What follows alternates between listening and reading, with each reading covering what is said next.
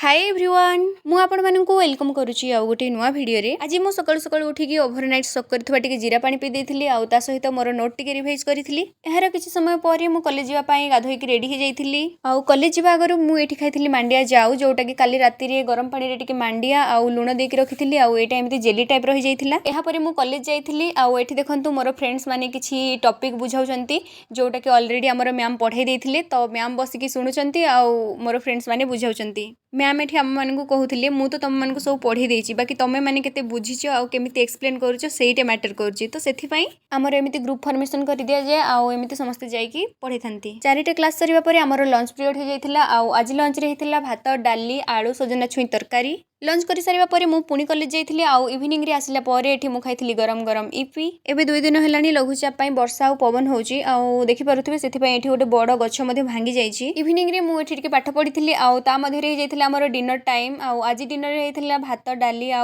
आलू चना तरकारी आज पई एति की पुणी देखा हबा आ गोटे नवा वीडियो रे रहिली बाय।